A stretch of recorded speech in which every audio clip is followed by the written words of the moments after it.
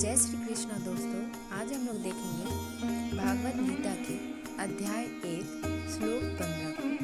हमने अपने पिछले श्लोक में देखा था कि किस प्रकार श्री कृष्ण और अर्जुन की रथ जो है वो कुरुक्षेत्र की भूमि में आती है और वे दोनों अपने अपने शंख बजाते हैं और अपने शंख के नाद से जो कौरवों की शंखनाद थी जो बंद हो गई थी उसको कहीं धूमिल करते हुए ये दोनों अपने शंखनाद को वहाँ की जो भूमि थी उसको पूरी बुझा देते हैं।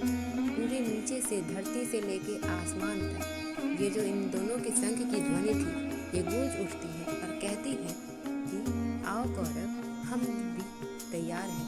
हमारे जो पांडव की सेना है वो भी किसी से कम नहीं है। आइए हम देखते हैं अध्याय 1 के श्लोक 15 में क्या कहा गया है। पंचजन्यम ऋषिकेशो देवदत्तम धनंजय पौंडम दधमो महाशंखम भीमकर्मा वीरकोदरः। अर्थात इसका मतलब कुछ इस प्रकार से है। ऋषिकेश अर्थात श्री कृष्ण ने अपना 5 जन्य शंख बजाया तथा अर्जुन ने देवदत्त शंख बजाया। अत्यधिक भोजन करने वाले तथा अत्यंत कठिन कार्य करने वाले भीम ने अपना महान शंख बजाया जिसे पौंड कहा जाता है। हम देख सकते हैं कि सारे भगवान के सबके शंख अलग अलग हैं, सबका नाम अलग अलग है। जो भीष्म पितामह थे उनके पास गंगनाव था।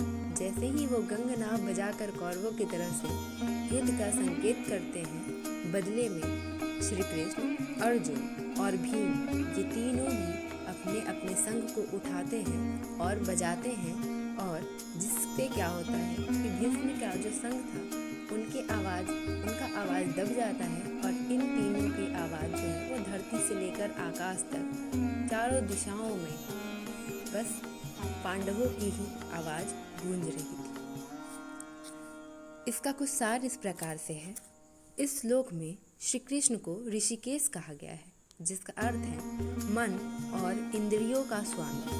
श्री कृष्ण सभी के मन और इंद्रियों के स्वामी हैं।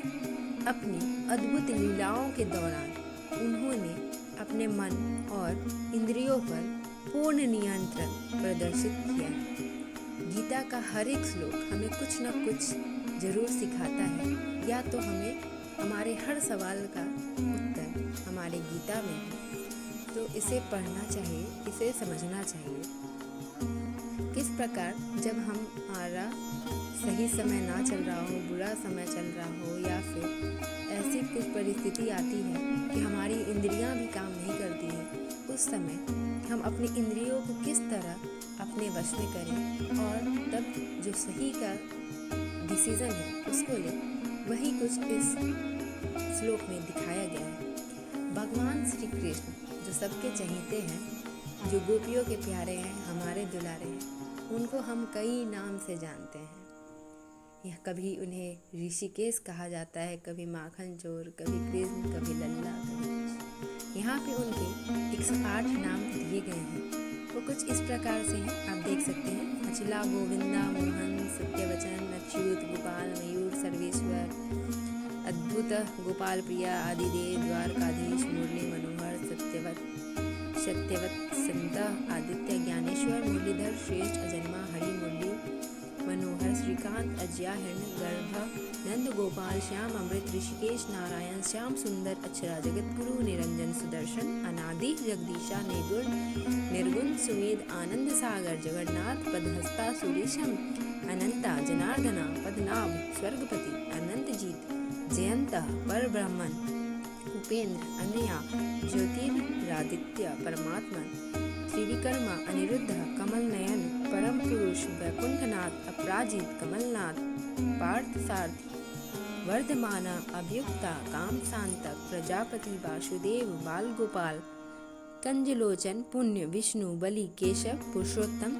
विश्व दकिशहन, चतुर्भुज, कृष्ण, रविलोचन, विश्वकर्मा, दयालु, लक्ष्मीकांत, सहस्त्राकाश, विश्वमूर्ति, दानवेंद्रो, लोकाध्यक्ष, सहस्रजीत, विश्वरूपा, दयानिधि, माधव, सहस्रपाद, विश्वात्मा, देवादिदेव, मदन, साक्षी, वृषपर्व, देवकी नंदन, मधुसूदन, सर्वजन यज्ञ वेंद्र देवेश महेंद्र सनातन योगी धर्माध्यक्ष मनमोहन सर्वपालक और योगी नाम पति।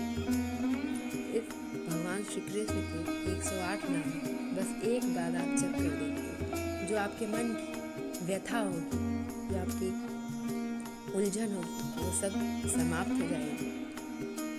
आगे के श्लोक को जानने के लिए हमारे साथ बने रहें। हमारे चैनल को लाइक, सब्सक्राइब, शेयर करें। धन्यवाद।